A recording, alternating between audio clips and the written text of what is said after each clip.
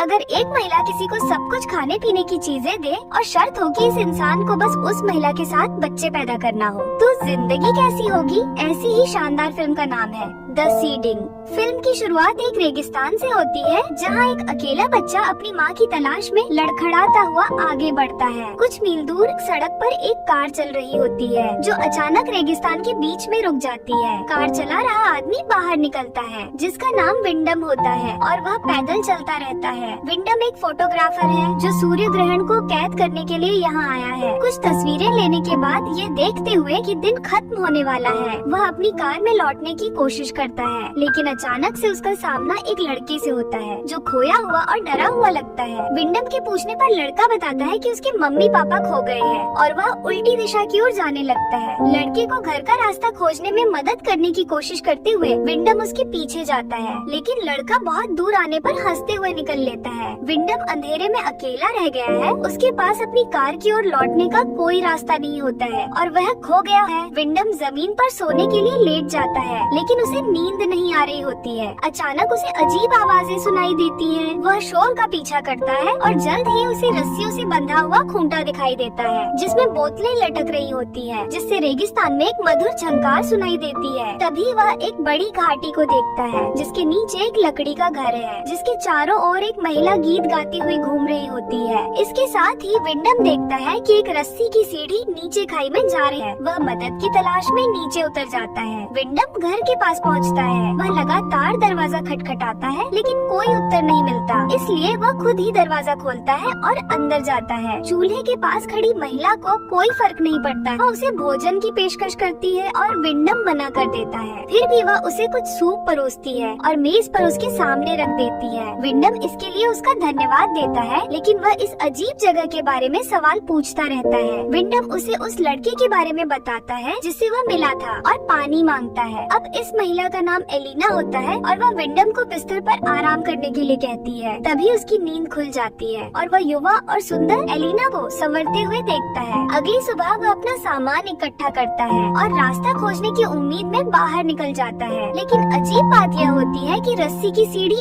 अब गायब हो गई है। थोड़ी बहुत कोशिश के बाद विंडम अपना कैमरा निकालकर आसपास की दीवारों पर बने चित्रों की तस्वीरें लेता है। ये सब कुछ काफी अजीब सा होता है। फिर उसकी नजर एलिना पर पड़ती है, जो छत की मरम्मत कर रही होती है, और उससे गायब सीढ़ी के बारे में पूछता है, लेकिन वह कुछ भी नहीं बोलती है। ज्यादा पूछने पर अब उसकी बातों से पता चलता है कि यहाँ कोई और भी रहता है, मगर वह सीधे तौर पर उसे कुछ नहीं बताती। निराश होकर विंडम घाटी के चारों ओर घूमता है, समय समय पर मदद मांगता है, लेकिन कोई फायदा नहीं होता। बाद में एलिना उसे कपड़े उतारने के लिए कहती है, ताकि वह उसके कपड़े धो सके, और कहती है कि इतना गंदा होकर घर लौटना अच्छी बात नहीं है। अब आदमी के पास मानने के अलावा कोई विकल्प नहीं होता है। उस रात विंडम को फिर से नींद नहीं आती है। वह बाहर जाता है और एक बार फिर बाहर निकलने का रास्ता खोजने की कोशिश करता है, लेकिन कोई रास्ता नहीं मिलता। सुबह में वह घर की तलाशी लेता है और एक हथौड़ा ढूंढकर घाटी की दीवार पर चढ़ने की कोशिश करता है। अचानक उसे ऊपर हलचल नजर आती है, और तभी एक मुर्गी का शव नीचे गिरता है, जिससे उसका संतुलन बिगड़ जाता है और वह गिर जाता है। इसके बाद विंडम को अंधेरे में होश आता है। एलिना उसकी मदद करने के लिए दौड़ती है। उसका पैर उसके ही हथौड़े से घायल हो गया होता है, और वह दर्द से चिल्लाता है, लेकिन वह चट्टान पर देखे गए बच्चों के बारे में उसके सवालों का जवाब नहीं देती है। कई दिनों तक उसे बुखार आता जाता रहता है। वह रात और दिन के बीच अंतर नहीं कर पाता है, लेकिन कुछ दिन बाद उसे थोड़ा सा आराम मिलता है। लंगड़ाते हुए विंडम बाहर जाता है। वह मांग करता है कि एलिना ऊपर के बच्चों को उसे वहाँ से बाहर निकालने के लिए कहे, लेकिन वह उसे न समझने का दिखावा करती है। वह उसकी देखभाल करने और उसकी भलाई के लिए वही उसके घर में रहने की पेशकश करती है, लेकिन विंडम को इसकी जरूरत नहीं है। वह अपने काम पर घर लौटना चाहता है। वह किसी भी मदद को न लेते हुए एलिना को बेरहमी से धक्का देता है। फिर विंडम अपने पैर की जांच करता है, और उसे लगता है कि इसे पूरी तरह से ठीक होने में काफी लंबा समय लगेगा। अचानक उसे ऊपर से आवाजें सुनाई देती है, और वह देखता है कि लड़का एक छोटी लड़की का हाथ पकड़ रहा है। ये जोड़ी खुशी से पूछती है कि वे कैसे मदद कर सकते हैं, और ये जानने पर कि विंडम ऊपर चढ़ना चाहता है। लड़का रस्सियाँ लाने और अपनी चरखी से उसे बाहर खींचने का वादा करता है, लेकिन ऊपर खींचने से पहले वह विंडम के पसंदीदा रंग के बारे में एक अजीब सवाल पूछता है। विंडम जवाब देता है कि उसे लाल रंग पसंद है। लड़का और लड़की चले जाते हैं, और फिर अचानक ऊपर से एक रस्सी गिरती है, और वही लड़का लड़का विंडम को खुद को कस कर बांधने के लिए कहता है। अब विंडम खुद को अच्छे से बांधता है। वे उसे ऊपर खींचना शुरू करते हैं और उसे लगता है कि अब तो वह बाहर पहुंचकर मजे करेगा, लेकिन लगभग आधे रास्ते में रस्सी रुक जाती है और वह घाटी के ऊपर ही लटक जाता है। विंडम चिल्लाता है, फिर खुद रस्सी पर चढ़ने की कोशिश करता है, लेकिन उसमें ताकत नहीं होती और वह कड़ी धूप में सूखने लगता है। लेकिन तभी उसे नमी से होश आ जाता है। जब वह ऊपर देखता है तो पता चलता है कि लड़का उस पर पेशाब कर रहा है और वे इस असहाय इंसान का खूब मजाक उड़ा रहे हैं। अब चट्टान पर कई बच्चे दिखाई देते हैं, जिनमें बहुत छोटे से लेकर बड़े टीनेजर तक होते हैं। वे रस्सी को घुमाने लगते हैं, जिससे वह घाटी की दीवारों से टकरा जाता है। फिर विंडम एलिना को मदद के लिए पुकारता है और वह मूर्ख बच्चों पर गुस्से से चिल्लाती है। तभी दीवार पर एक और झटका लगने के बाद विंडम होश खो बैठता है। उस रात वह बिस्तर पर जागता है और तुरंत उठने की कोशिश करता है। एलिना को कुछ समझ नहीं आता है कि वह कहाँ जा रहा है, लेकिन विंडम भागने के लिए कुछ भी करने को तैयार है। अब महिला बताती है कि ये बच्चे बेघर हैं, इसलिए वे एक साथ रेगिस्तान में इकट्ठे हुए हैं और ये सब जैसे तैसे खुद को जिंदा रखते हैं। अगले दिन विंडम देखता है कि एलिना एक चिड़िया को आजाद कर देती है। इसके बाद वह विंडम के लिए कुछ कपड़े निकालती है और वह उसे पहनने के लिए देती है। समय गुजरता है। एक दिन विंडम घाटी के तल पर कुछ बीज बोता है। इसके साथ ही कभी कभी बच्चे उनके लिए खाने पीने और जरूरत की चीजें लाते हैं, जिससे विंडम को आश्चर्य होता है क्योंकि उनके आसपास कोई भी दुकान नहीं है। वह उनके इस व्यवहार को नहीं समझता है। पहले वे उसे खाना खिलाते हैं, फिर उसका मजाक उड़ाते हैं, लेकिन एलिना को इस सब से कोई फर्क नहीं पड़ता। एलिना के शांत व्यवहार से आश्चर्यचकित होकर आदमी घर में उसके कामों में हाथ बटाता है। एक रात वह बहुत शराब पीता है और फिर उससे सवाल पूछने की कोशिश करता है, लेकिन तभी बाहर से भयानक चीखें आने लगती हैं। एलिना विंडम को सलाह देती है कि जब बच्चे ऐसा करें तो वह बाहर न जाए, लेकिन वह बाहर भाग जाता है। वह अजीब कपड़े पहने लड़कों को घर के आसपास इकट्ठा होते देखता है। वे उसे ताना मारना, धक्का देना और पीटना शुरू कर देते हैं, लेकिन अंधेरे में अचानक गायब हो जाते हैं। विंडम एलिना से जवाब मांगता है कि ये बच्चे कौन हैं, वे यहाँ क्यों रहते हैं और वह इस भयानक जगह पर क्यों रहती है। लेकिन एलिना शांत रहती है क्योंकि वह यह नहीं मानती कि वह एक कैदी है। उस शाम एलिना नशे में धुत विंडम के पास आती है और दोनों एक दूसरे के साथ रात बिताते हैं। अब समय आगे बढ़ता है और विंडम के छोटे से खेत में पहला अंकुर दिखाई देता है। एक दिन एक टोपी वाला लड़का उसे ऊपर से बुलाता है। वह और बच्चों की तरह शरारती नहीं बल्कि सीधा साधा है और वह कोल्ड ड्रिंक लाने का वादा करता है। अब विंडम अपने पौधों के पास लौटता है और अचानक उसे रेत में दबी हुई एक शादी की अंगूठी और कार की चाबियां मिलती है। उस शाम एलिना उसे एक महिला की तस्वीर दिखाती है और उसे अपनी पहली माँ बताती है। इसके साथ ही एलिना कबूल करती है कि वह विंडम के बच्चे की माँ बनने वाली है। यह सुनकर विंडम को अपने कानों पर विश्वास नहीं होता है। वह कभी भी बच्चे पैदा नहीं करना चाहता था, खासकर ऐसी महिला से जिसे वह बमुश्किल जानता हो। वह एलिना पर चिल्लाता है, लेकिन उसके पास इसे मानने के अलावा कोई रास्ता नहीं होता है। अगली सुबह वह पाता है कि उसका खेत पक्षियों ने पूरी तरह से बर्बाद कर दिया है, लेकिन एलिना खुद से उसे दोबारा रोपने में मदद करती है। धीरे धीरे घर में जीवन कुछ हद तक व्यवस्थित हो जाता है। एलिना घर चलाती है और विंडम अपने शरीर को सुदृढ़ करने के लिए व्यायाम करता है। तभी एक दिन टोपी वाला लड़का फिर आता है। उसके अंदर जानने की बहुत इच्छा होती है और विंडम से कई सवाल पूछता है। विंडम उसे एलिना की मदद करने के लिए कहता है क्योंकि उसे बच्चा होने वाला है और उन्हें एक डॉक्टर की जरूरत होगी। विंडम लड़के से कुछ रस्सी और कुछ भारी चीज लाने के लिए कहता है ताकि वे बाहर निकल सके। लड़का सब कुछ करने का वादा करता है, लेकिन तभी बड़े लड़कों में से एक आता है और उसे ले जाता है। बाद में विंडम एलिना को बताता है कि लड़का होशियार है और वह पढ़ना चाहता है, लेकिन एलिना को ये सब अजीब लगता है। जब वह आजादी का जिक्र करता है तो एलिना हैरान हो जाती है। वह उससे कहती है कि उसे यहाँ कुछ भी करने से कोई मना नहीं करता, तो क्या ये आजादी नहीं है? इस पर विंडम उसे बाहरी दुनिया के बारे में बताता है, जैसे समुद्र और चीज बर्गर, लेकिन एलिना को नहीं पता कि यह सब क्या है। महिला मानती है कि उसकी माँ कहती थी कि बाहर बस हवसी और निर्दयी लोग रहते हैं, लेकिन यहाँ रेगिस्तान में सब कुछ असली है। विंडम अपना कैमरा निकालता है और उसे वे तस्वीरें दिखाता है जो उसने उस दिन ली थी जब वह यहाँ पहुँचा था। लेकिन एलिना को सबसे ज्यादा अच्छा वह सूर्य ग्रहण नहीं बल्कि कार की वीडियो रिकॉर्डिंग में बज रहा संगीत लगता है। रात में उसे बुरे सपने आते हैं कि बच्चे किसी का मजाक उड़ा रहे हैं। सुबह में उसे आंगन से एलिना की भयानक चीख सुनाई देती है। वह बाहर भागता है और देखता है कि टोपी पहना हुआ लड़का घाटी के ऊपर तारों पर लटका हुआ है और जंगली लोग चट्टान पर खड़े होकर हंस रहे होते हैं। महिला अचानक गुस्से में कहती है कि भाई ऐसा कुछ नहीं करेंगे। वह विंडम पर अपने बेटे की हत्या का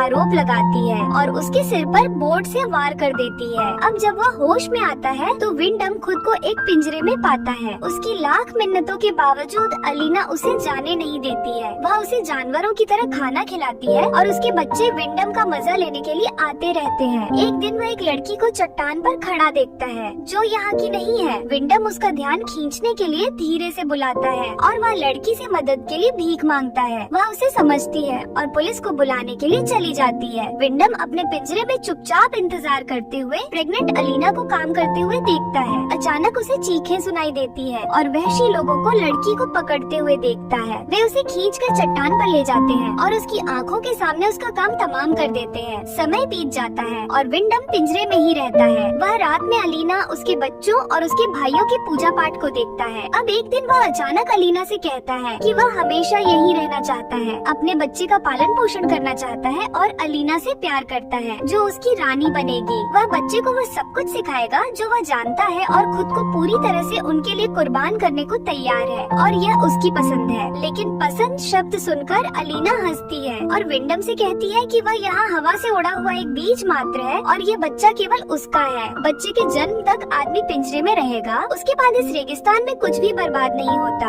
आखिरकार जन्म का दिन आ ही जाता है। जैसे ही विंडम पिंजरे में घूमता है अलीना घर में चिल्लाती ही है। महिला उसके पास पहुंचती है, मदद की भीख मांगती है क्योंकि उसे पहले कभी इतना ज्यादा लेबर पेन नहीं हुआ था। वह उस आदमी को पिंजरे से आजाद करती है और वह उसके दर्द को कम करने की पूरी कोशिश करता है। बच्चे चट्टान पर खड़े होकर देख रहे हैं। अचानक विंडम को ऊपर से एक सीढ़ी उतरती हुई दिखाई देती है, लेकिन अलीना चिल्लाती है और वह उसके पास रुक जाता है। तभी एक बच्ची का जन्म होता है। विंडम बच्ची को अपनी बाहों में लेता है और उसे चूमता है। वह पिता बनने से बहुत खुश होता है। अलीना उससे बच्चा देने की विनती करती है और जब उसे बच्चा मिल जाता है तो वह उसे नई माँ बनने तक खिलाने और उसकी रक्षा करने का वादा करती है। तब वह अपना लक्ष्य पूरा करेगी। जैसे विंडम ने अब अपना लक्ष्य पूरा किया है, उसी समय एक लड़का चुपचाप आता है और उस आदमी का काम तमाम कर देता है। ढहते शरीर पर गर्व करते हुए उसे बताता है कि वह यह माँ के लिए कर रहा है। बाद में अलीना विंडम का सामान इकट्ठा करती है और उन्हें एक संदूक में पैक करती है। फिर बच्चे के पास जाती है और उससे वादा करती है कि सब कुछ ठीक हो जाएगा। इस बीच विंडम का शरीर घर के आंगन में सड़ जाता है, घास उग जाती है और सब कुछ धूल में बदल जाता है।